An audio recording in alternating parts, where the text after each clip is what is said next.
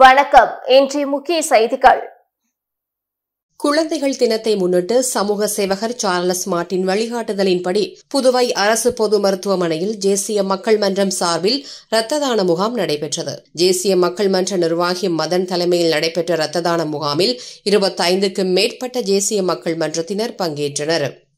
தேசிய மக்கள் மன்றம் சார்பாக குழந்தைகள் தினத்தை முன்னிட்டு புதுவை அரசு மருத்துவமனையில் இரத்த தான முகாம் ஏராளமான தேசிய மக்கள் மன்ற உறுப்பினர்கள் உள்ள இரத்த தானம் பண்ணிட்டு இருக்காங்க. இந்த இரத்த தானம் நிறைய உயிர்களை காக்கிறதுக்கு உதவுன்றதுக்காக சார்லஸ் சார் வழிகாட்டல் படியும் ரீகன் சான்குமார் அவருடைய வழிகாட்டல் படியும் என்னுடைய தலைமையில் இன்னைக்கு புதுவை அரசு மருத்துவமனையில் இந்த இரத்த தான முகாம் நடத்துகிறோம். இது மட்டும் இல்லாமல் இன்னும் நிறைய சேவைகளை தொடர்ச்சியாக தேசிய மக்கள் மன்றம் மூலிமா புதுவைக்கு செய்வோன்றதையும் தெரிவித்துக்கொள்கிறோம்.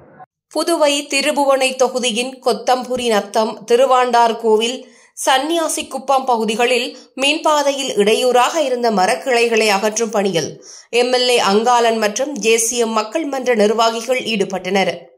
மக்கள் நலன் மற்றும் மாணவர்களின் பாதுகாப்பை கருத்தில் கொண்டு திருபுவனை தொகுதி எம்எல்ஏ அங்காளன் உடனடியாக நடவடிக்கை எடுத்து தனது சொந்த செலவில் ஜேசிபி இயந்திர உதவியுடன் தேசிய மக்கள் மன்ற நிர்வாகிகள் இணைந்து மரக்கிளைகளை அகற்றினர். பாதுகாப்பான நடைபாதை மற்றும் மழைக்காலங்களில் மக்களின் சுகாதாரத்தை உறுதி செய்யும் நோக்கில் எம்எல்ஏ தலைமையில் மின்துறை ஊழியர்கள், அவரின் ஆதரவாளர்கள் மற்றும் தேசிய மக்கள் மன்ற நிர்வாகிகள் செயல்பட்டனர். புதுவை மங்களம் தொகுதிக்குட்பட்ட கணுவாப்பேட்டில் தீ விபத்து ஏற்பட்டு திருநங்கையொருவரின் வீடு எரிந்து நாசமானது. இதை அறிந்த சமூக சேவகர் சார்லஸ் மார்ட்டின் அறிவுறுத்தலின்படி அந்த வீட்டிற்கு நேரில் சென்ற தேசிய மக்கள் மன்ற நிர்வாகி கண்ணபுரான் திருநங்கையை சந்தித்து ஆறுதல் தெரிவித்தார். அத்தோடு அவருக்கு தேவையான அத்தியாவசிய பொருட்களை தேசிய மக்கள் மன்றம் சார்பில் வழங்கினார். பின்னர் சமூக சேவகர் சார்லஸ் மார்ட்டினின் சொல்லல்ல செயல் திட்டத்தின் மூலம் புதிய வீடு கட்டித்தரப்படும் என அந்த திருநங்கைக்கு உறுதியளிக்கப்பட்டது. புதுச்சேரியில் நடைபெற்று வரும் வாக்காளர் பட்டியல் சிறப்பு தீவிர திருத்த பணியில் கணக்கெடுப்பு படிவங்களை திரும்ப பெறும் பணியை மாவட்ட தேர்தல் அதிகாரியான கலெக்டர் ஆய்வு செய்தார். தேர்தல் ஆணைய அறிவுறுத்தலின்படி புதுச்சேரியில் வாக்காளர் பட்டியல் சிறப்பு திருத்த பணி நடைபெற்று வருகிறது. அதில் ஓட்டுச்சாவடி அலுவலர்கள் வீடு வீடாக சென்று வழங்கிய வாக்காளர் கணக்கெடுப்பு படிவங்களை பூர்த்தி செய்து திரும்ப பெறும் பணி தற்பொழுது நடைபெற்று வருகிறது. இதனிடையே நேற்று உழவர்கரை தொகுதிக்குட்பட்ட மூலகுளம் பகுதிகளில் ஓட்டுச்சாவடி அலுவலரின் பணிகளை மாவட்ட தேர்தல் அதிகாரியான கலெக்டர் குலந்துங்கன் ஆய்வு செய்தார். அப்பொழுது வாக்காளர்களிடமிருந்து பெறப்படும் படிவங்களில் அவர்கள் தரும் தகவல்களில் சரியாக நிரப்பப்பட்டு உள்ளனவா என்பதை சரிபார்த்து வாங்க வேண்டும் எனவும், திருத்தம் இருந்தால் அவர்கள் ஒப்புதலுடன் தாங்கள் அதை பூர்த்தி செய்து கவனமுடன் பணிகளை மேற்கொள்ள அறிவுறுத்தினார். தொடர்ந்து தேர்தல் ஆணைய வழிகாட்டு நெறிமுறைகளை முறையாக பின்பற்றி பணிகளை சிறப்பாக செய்து முடிக்க ஓட்டுச்சாவடி அலுவலர்களுக்கு அறிவுறுத்தினார். சன்னியாசிக்குப்பம் அரசு நடுநிலைப்பள்ளியில் குழந்தைகள் தின விழா கொண்டாடப்பட்டது. சன்னியாசிக்குப்பம் அரசு நடுநிலைப்பள்ளியில் குழந்தைகள் தின விழா வெகு சிறப்பான முறையில் கொண்டாடப்பட்டது. நிகழ்ச்சிக்கு பள்ளியின் பொறுப்பாசிரியர் டேனியல் அந்தோனிராஜ் தலைமை தாங்கினார். சிறப்பு விருந்தினர்களாக ராணே மெட்ராஸ் நிறுவனத்தின் அதிகாரிகள், பிளானட் தலைவர் சுவாமிநாதன், ஹரிஹரன், HR ஆகியோர் கலந்து கொண்டனர். பள்ளி மேலாண்மை குழு தலைவி குமாரி, துணைத் தலைவர் VS வெங்கடேசன் ஆகியோரும் கலந்து கொண்டனர். விழாவில் பள்ளி மாணவர்களின் பேச்சு, கவிதை, பாடல் பாடுதல் ஆகிய நிகழ்ச்சிகள் நடைபெற்றன. மேலும் மாணவர்களின் ஆடல், கலை நிகழ்ச்சிகள், தேச தலைவர்கள் போன்று வேடம் அணிந்து தங்களது திறமைகளை வெளிப்படுத்தினர். ராணி மெட்ராஸ் சார்பில் டி-ஷர்ட், பேண்ட் மாணவர்களுக்கு வழங்கப்பட்டது. இதனைத் தொடர்ந்து விளையாட்டுப் போட்டியிலும் திருக்குறள் ஒப்புவித்தல் போட்டியிலும் பரிசு பெற்ற மாணவர்கள் கௌரவிக்கப்பட்டனர். MD, MS உள்ளிட்ட முதுநிலை மருத்துவ படிப்புகளுக்கு சென்டாக் விண்ணப்ப அறிவிப்பினை வெளியிட்டுள்ளது. புதுச்சேரியில் MBBS உள்ளிட்ட படிப்புகளுக்கு மாணவர் சேர்க்கை துவங்கினாலும் MD, MS உள்ளிட்ட முதுநிலை படிப்புகளுக்கான கலந்தாய்வு நடக்கவில்லை. குறைந்தபட்சம் விண்ணப்ப படிவம் கூட வழங்கப்படவில்லை. உச்சநீதிமன்றம் வழக்கு காரணமாக தள்ளி போனது. முதுநிலை மருத்துவ படிப்புகளுக்கான விண்ணப்பம் எப்பொழுது வழங்கப்படும் என மருத்துவ மாணவர்கள் எதிர்பார்த்து காத்திருந்தனர். தற்பொழுது அனைத்து சிக்கல்களும் தீர்த்து முதுநிலை மருத்துவ படிப்புகளுக்கு சென்டாக் விண்ணப்பம் விநியோகம் அறிவிப்பினை வெளியிட்டுள்ளது. வரும் 19ஆம் தேதி வரை சென்டாக் இணையதளத்தில் விண்ணப்பிக்கலாம் என சென்டாக் அறிவித்துள்ளது. ஏற்கனவே அரசு மருத்துவக் கல்லூரியில் 52 முதுநிலை மருத்துவ சீட்டுகள் இருந்த சூழ்நிலையில் கூடுதலாக 16 சீட்டுகள் அதிகரிக்கப்பட்டுள்ளது. எனவே சென்டாக் மூலம் நிரப்பப்பட உள்ள அரசு ஒதுக்கீட்டு இடங்களில் எண்ணிக்கையும் இந்த ஆண்டு அதிகரித்துள்ளது. திருநள்ளாறு சனீஸ்வர பகவான் ஆலயத்தில் விதிகளை மீறி கட்டணம் பெற்று சிறப்பு தரிசனத்திற்காக பக்தர்களை அழைத்து சென்ற ஆலய ஊழியர்களை கைது செய்ததை கண்டித்து கோவில் ஊழியர்கள் பணிகளை புறக்கணித்ததால் பரபரப்பு ஏற்பட்டது. காரைக்கால் அடுத்த திருநள்ளாறில் உள்ள உலக பிரசித்தி பெற்ற ஸ்ரீ சனீஸ்வர பகவான் ஆலயத்தில் நாள்தோறும் பல்வேறு மாநிலங்களில் இருந்து ஆயிரக்கணக்கான பக்தர்கள் சாமி தரிசனம் செய்வது வழக்கம். மேலும் பல்வேறு மாநிலங்களில் இருந்து வருகின்ற பக்தர்களிடமிருந்து பணம் பெற்றுக்கொண்டு சிறப்பு தரிசனத்திற்கு அழைத்து செல்ல கோயில் நிர்வாகம் சார்பில் தடை விதிக்கப்பட்டுள்ளது. இந்த நிலையில் உலக பிரசித்தி பெற்ற ஸ்ரீ சனீஸ்வர பகவான் ஆலயத்தில் சிறப்பு தரிசனத்தில் சாமி தரிசனம் செய்ய அழைப்பு செல்வதாக கூறி பக்தர்களிடம் தனியார் ஆலய வழிகாட்டிகள் அதிக அளவு பணம் பெற்றதாக போலீசாருக்கு புகார் வந்தது.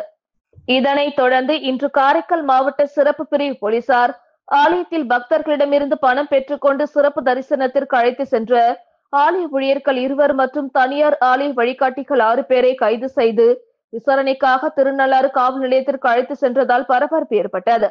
அப்பொழுது ஆலயத்தில் பணிபுரிகின்ற 2 ஊழியர்களை போலீசார் கைது செய்ததை கண்டித்து ஆலயத்தில் பணிபுரிந்த 50க்கும் மேற்பட்ட ஊழியர்கள் 1 மணி நேரத்திற்கு மேலாக பணி புறக்கணிப்பு செய்ததால் ஆலயத்துக்கு வந்த பக்தர்கள் பெரிதும் பாதிக்கப்பட்டனர். 1 மணி நேரத்திற்கு மேலாக பணி புறக்கணிப்பு செய்த ஆலய ஊழியர்களிடம் கோவில் நிர்வாக அதிகாரி பேச்சுவார்த்தை செய்து விசாரணைக்காக கைது செய்த 8 பேரை போலீசார் எச்சரிக்கை செய்து விடுதலை செய்தனர். இதனையடுத்து மீண்டும் ஆலய ஊழியர்கள் பணிக்கு சென்றனர். தொழில்நுட்ப பிரச்சினை காரணமாக புதுச்சேரி ஹைதராபாத் விமானம் கடைசி நேரத்தில் ரத்து செய்யப்பட்டது. புதுச்சேரியிலிருந்து பெங்களூர், ஹைதராபாத், ராஜமுந்திரிக்கு ATR விமானம் தினசரி இயக்கப்பட்டு வருகிறது. அதன்படி பெங்களூருவில் இருந்து மாலை 3:55 மணிக்கு புறப்பட்ட ATR விமானம் புதுச்சேரி விமான நிலையத்தை நேற்று மாலை 5:20 மணிக்கு வந்தடைந்தது. தொடர்ந்து இந்த விமானம் புதுச்சேரி விமான நிலையத்திலிருந்து மாலை 5:40 மணிக்கு புறப்பட தயாரானது. கடைசி நேரத்தில் விமானத்தில் தொழில்நுட்ப பிரச்சனை இருப்பது கண்டறியப்பட்டது. அதனைத் தொடர்ந்து தொழில்நுட்ப குழுவினர் சரி செய்தனர். இருப்பினும் ஹைதராபாத் விமான சேவை கடைசி நேரத்தில் ரத்து செய்யப்பட்டது. இது குறித்து விமான நிலைய அதிகாரிகள் கூறுகையில், விமானத்தில் ஏற்பட்ட சிறிய தொழில்நுட்ப காரணமாக ஹைதராபாத் விமான சேவை ரத்து செய்ய வேண்டியதாகிவிட்டது. இன்று 15ஆம் தேதி கிரவுண்ட் டெஸ்டிற்கு பிறகு விமான சேவை மீண்டும் துவங்கும். விமானத்தில் பயணிக்க புக்கிங் செய்திருந்த 75 பயணிகளுக்கு மாற்று ஏற்பாடு செய்யப்பட்டது. அவர்கள் சென்னை விமான நிலையத்தை சாலை மார்க்கமாக அடைந்து அங்கிருந்து பயணிக்க டாக்ஸியும் தங்குமிடமும் ஏற்பாடு செய்யப்பட்டது.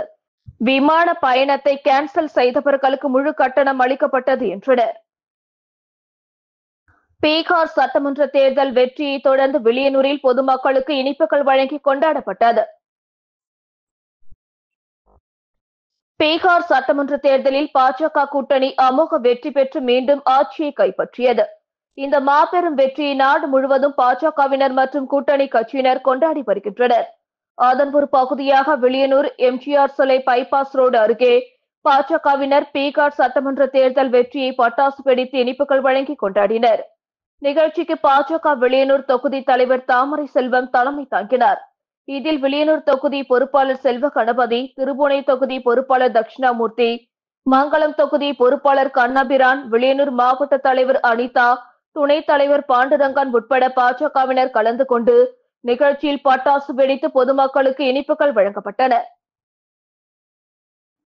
புதுச்சேரி இளைஞர் கொலை வழக்கில் 3 சிறுவர்கள் உட்பட 9 பேரை போலீசார் கைது செய்து சிறையில் அடைத்தனர். புதுச்சேரியில் நேற்று முன்தினம் ரெயின்போ நகர் பகுதியில் இரு தரப்பினரிடையே ஏற்பட்ட மோதலில் சாரம் பகுதியைச் சேர்ந்த சந்தோஷ் என்ற இளைஞர் வெட்டி படுகொலை செய்யப்பட்டார்.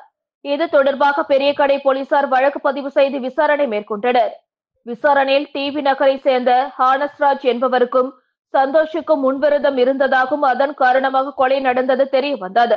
இதனை அடுத்து டிவி நகரை சேர்ந்த ஹானஸ்ராஜ், விமல் சந்திரன், அருண்குமார், விஸ்வ ஆதித்யா, நிர்மல் மற்றும் கருவடிக்குப்பம் பகுதியை சேர்ந்த லியோ அரவிந்த்ராஜ் மற்றும் 3 சிறார்கள் உட்பட 9 பேரை கைது செய்த போலீசார் அவர்களிடமிருந்து கொலைக்கு பயன்படுத்திய கத்தி உள்ளிட்ட ஆயுதங்கள், இருசக்கர வாகனம் மற்றும் செல்போன் ஆகியவற்றை பறிமுதல் செய்தனர். பின்னர் 9 பேரையும் நீதிமன்றத்தில் ஆஜர்படுத்தி 6 பேரை காலாப்பட்டு மத்திய சிறையிலும் 3 சிறார்களை அரியாங்குப்பம் பகுதியில் உள்ள சிறுவர் சீர்திருத்த பள்ளியிலும் அடைத்தனர். புதுச்சேரியை சேர்ந்த முன்னாள் எம்எல்ஏக்கள் இருவர் விஜய் முன்னிலையில் தவாகவில் இணைந்தனர். புதுச்சேரியை சேர்ந்த முன்னாள் எம்எல்ஏ சாமிநாதன், காரைக்காலை சேர்ந்த அசனா ஆகியோர் நேற்று அடையாறில் உள்ள தவேக தலைவர் விஜய் அவரது இல்லத்தில் சந்தித்து அவர் முன்னிலையில் கட்சியில் இணைந்தனர். அவர்களிடம் புதுச்சேரி அரசியல் நிலவரங்களை கேட்டறிந்த விஜய் இருவரிடம் சட்டசபை தேர்தல் தொடர்பாக விவாதித்தார். சந்திப்பின் போது தவேக பொதுச் செயலாளர் புசி ஆனந்த் உடனிருந்தார். தவேக பொதுச் செயலாளர் புசி ஆனந்த் புதுச்சேரியை சேர்ந்தவர். அவருக்கு புதுச்சேரியில் அரசியல் நிலவரம் அத்துப்படி. எனவே அவர் மூலமாக பிற கட்சிகளில் அதிருப்தியில் உள்ளவர்களை தவேகவில் இணைப்பதற்கான பேச்சுவார்த்தை நடத்தப்பட்டு வருகிறது. விரைவில் முக்கிய பிரமுகர்கள் தவேகவில் இணைய உள்ளனர். குறிப்பாக சட்டசபை தேர்தலில் போட்டியிடும் அளவிற்கு முக்கிய பிரமுகர்களை இழுக்க அசைன்மெண்ட் கொடுக்கப்பட்டுள்ளது. விரைவில் புதுச்சேரியில் தவேகவிற்கு தலைமை அலுவலகம் அமைக்கப்பட உள்ளது. புதுச்சேரியில் இணையவழி மூலம் 7 பேரிடம் ரூபாய் 6.39 லட்சம் மோசடி செய்த கும்பலை போலீசார் தேடி வருகின்றனர். நயினார் மண்டபத்தை சேர்ந்தவருக்கு வாட்ஸ்அப் மூலம் ஆர்டிஓ இ-சலான் செயலி வந்துள்ளது. அதை தனது மொபைலில் பதிவிறக்கம் செய்து வங்கி விவரங்களை பதிவு செய்துள்ளார். சிறிது நேரத்தில் அவரது வங்கி கணக்கிலிருந்து 2,30,600 ரூபாய் எடுக்கப்பட்டு விட்டது. முளக்குளத்தை சேர்ந்தவர் 32,920, புதுச்சேரி பெண் 64,393, தட்டாஞ்சாவடியை சேர்ந்தவர் 40,630, முளகுளம் பெண் 42,000, செட்டிப்பட்டு பெண் 45,000, முதலியார்பேட்டை நபர் 1,84,000 என 7 பேர் சைபர் மோசடி கும்பலிடம் 6,39,543 ரூபாயை இழந்துள்ளனர். சைபர் கிரைம் போலீசார் வழக்கு பதிந்து விசாரித்து வருகின்றனர். காரைக்காலில் புகழ்பெற்ற தாயிரா பள்ளியின் வருடாந்திர கந்தூரி விழா கொடியேற்றத்துடன் சிறப்பாக நடைபெற்றது. இதில் ஏராளமான இஸ்லாமியர்கள் கலந்து கொண்டனர். காரைக்கால் மாவட்டத்தில் உள்ள 200 ஆண்டுகளுக்கும் மேல் பழமை வாய்ந்த தாயிரா பள்ளி ஹலரத் சுல்தானுல் ஆரிஃபின் சைது அஹ்மதுல் கபீர் ரிஃபாயி ஆண்டகையின் 204ஆம் ஆண்டு கந்தூரி விழா கடந்த 23ஆம் தேதி கொடியேற்றத்துடன் துவங்கியது. இந்த கந்தூரி விழாவின் முக்கிய நிகழ்ச்சியான ஜைனிலா குதிரை ஊர்வலமும் கொடியேற்றமும் விமர்சையாக நடைபெற்றது. இதில் அலங்கரிக்கப்பட்ட ஜைனிலா குதிரை மற்றும் ரதமும் முக்கிய வீதிகள் வழியாக ஊர்வலமாக வந்து தாயிரா பள்ளியில் வந்தடைந்தது. அதைத் தொடர்ந்து இஸ்லாமியர்கள் தங்களது வேண்டுதலை நிறைவேற்றும் விதமாக கத்தி போடுதல் மற்றும் அலகுகளை குத்தி கொண்டனர். பின்னர் ஜைனிலா குதிரை கொடி ஏற்றமும் சிறப்பு பிரார்த்தனையும் நடைபெற்றது. இந்த கந்தூரி விழாவில் ஏராளமானோர் கலந்து கொண்டனர். பீகாரில் பாஜக கூட்டணி வெற்றி பெற்றதை தொடர்ந்து காரைக்காலில் பாஜகவினர் பட்டாசு வெடித்து இனிப்புகள் வழங்கி கொண்டாடினர். பீகார் சட்டமன்ற தேர்தலில் என்டிஏ கூட்டணி வெற்றி பெற்றதை அடுத்து காரைக்கால் மாவட்டத்தில் மாவட்ட தலைவர் முருகதாஸ் தலைமையில் புதிய பேருந்து நிலையம் வாயிலில் பொதுமக்களுக்கு இனிப்புகள் வழங்கி வெற்றியை கொண்டாடினர். இதேபோல் காரைக்கால் மாவட்டத்தில் உள்ள நிரவி திருப்பட்டினம் சட்டமன்ற தொகுதியில் மீனாட்சி சுந்தரம் தலைமையிலும், திருநள்ளாறு சட்டமன்ற தொகுதியில் சட்டமன்ற உறுப்பினர் GNS ராஜசேகரன் அறிவுறுத்தலின் பேரில் தொகுதி தலைவர் பாலமுருகன் தலைமையிலும் பட்டாசுகள் வெடித்தும் இனிப்புகள் வழங்கியும் பீகார் தேர்தலில் பெரும்பான்மை வெற்றியை கொண்டாடும் விதமாக ஏராளமான பாஜகவினர் கலந்து கொண்டனர். காரைக்கால் அருகே அம்பகரத்தூர் பகுதியில் கார் மூலமாக தமிழக பகுதிக்கு கடத்த முயன்ற 1 லட்சம் மதிப்பிலான தடை செய்யப்பட்ட புகையிலை பொருட்களை போலீசார் பறிமுதல் செய்து தப்பியோடிய கார் டிரைவரை தேடி வருகின்றனர். காரைக்கால் மாவட்டம் அம்பகரத்தூர் பகுதியிலிருந்து தமிழக பகுதிக்கு அரசால் தடை செய்யப்பட்ட புகையிலை பொருட்களை கடத்துவதாக திருநள்ளாறு போலீசாருக்கு தகவல் வந்தது. உடனடியாக போலீசார் சோதனை செய்தபோது ஒரு காரில் வந்த நபர் காரை நிறுத்தாமல் சென்றதால் அந்த காரை போலீசார் துரத்தி சென்றனர். அப்பொழுது அந்த கார் நிறுத்திவிட்டு காரை ஓட்டிய ஓட்டுநர் தப்பி ஓடினார். உடனடியாக அந்த காரை சோதனை செய்தபோது 1 லட்சம் மதிப்பிலான மூட்டையாக அரசால் தடை செய்யப்பட்ட புகையிலை பொருட்கள் இருந்தது தெரிய வந்தது. உடனடியாக போலீசார் புகையிலை பொருட்கள் மற்றும் காரை பறிமுதல் செய்து வழக்கு பதிவு செய்து தப்பி ஓடிய ஓட்டுநரை தேடி வருகின்றனர். இத்துடன் செய்திகள் நிறைவடைந்தன. வணக்கம்.